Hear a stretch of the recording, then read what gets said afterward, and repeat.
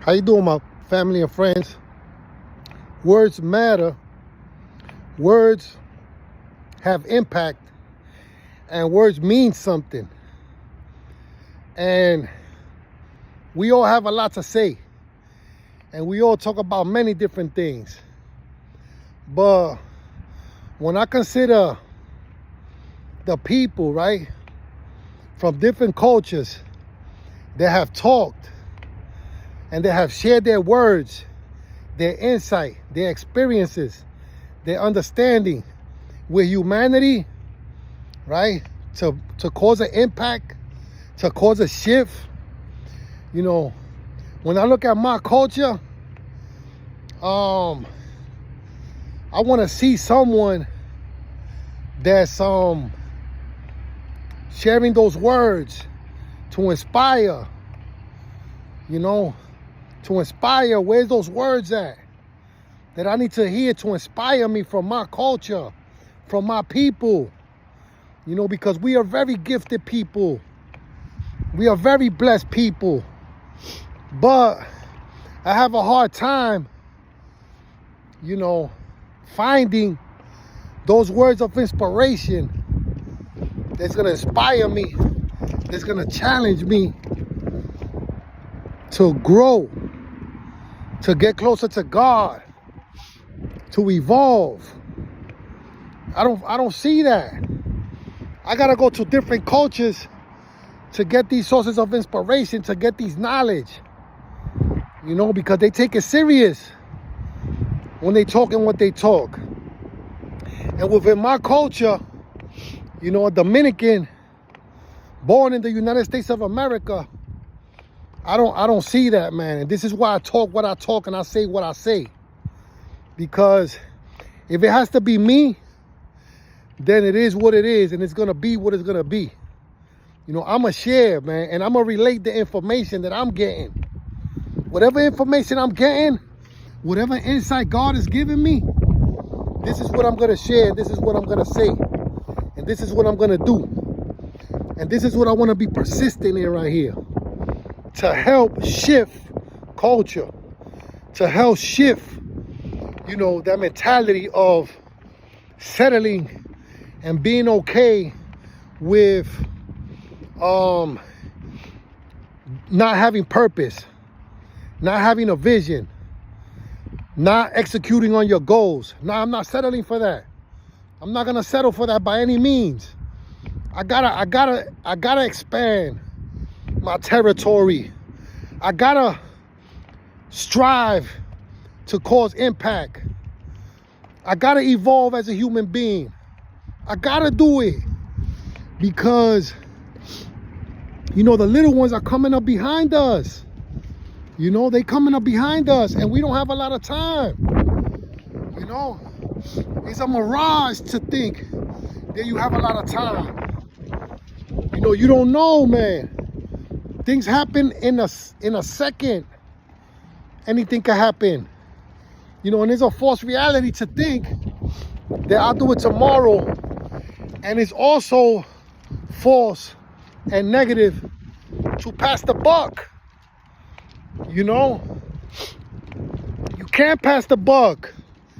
You gotta rise to the occasion. You gotta rise to the occasion. Because at the end, when everything is said and done, you don't want to have any regrets. You don't want to have any regrets. You want to have peace. You want to have peace at that point. And you want to be glad that you did all you could do and that you left it all on the table. I don't mind losing as long as I fought a good fight. I don't mind losing as long as I fought a good fight. But what I do mind is losing when I didn't even try. That's a problem for me right there. I'm gonna try. I don't care what the outcome is gonna be, but I'm gonna have satisfaction in knowing that I went out swinging and that I didn't leave it on the table and I didn't leave it to anybody else to worry about what the outcome is going to be. Because if I would have been waiting on somebody, I would have had a hard time right now going into 2025. I would have been in a tough situation right now if I would have been waiting on somebody to save me or waiting on somebody to do something for me. Nah. Nope. I took the power out of my hands and I put the power on God. And I put my trust in Him. And let Him determine what it's going to be. Because once you let Him determine what it's going to be, whatever the end result is, you're going to have peace about it. Because you're going to understand that that's what He determined for you. You know? And He knows the best. Because He's in the outside looking in. The end from the beginning. God knows already. You know, and this is why we have a hard time understanding. We have a very hard time understanding these things right here. When it comes to spiritual matters. And this life that we live in. This gift that we all are enjoying right now. For those of us that are living. But it's sad that you could be living in this existence and be dead at the same time. And when I mean dead, I mean spiritually dead. Where you're not enjoying that connection to your Creator. Because you could be spiritually dead even though you're living. And that means that you know, that you just going off of emotions and desires with no regard for anything else. And we don't want that right there. You know, we want to be alive in our spirit. We want to be alive in our spirit. This is what you got to ask yourself, man, because there's passages in scriptures that talk about your spirit, man, going into eternity. And it's not going nowhere.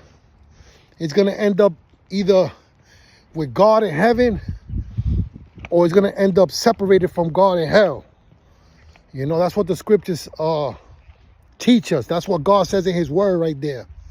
And, you know, a lot of times we have a hard time accepting that, believing that, and we reject that right there. But, you know, I just pray that for myself, that I could stay the course. And I pray for those who have the eyes of their understanding darkened, that God may remove the veil from your eyes and that you could see.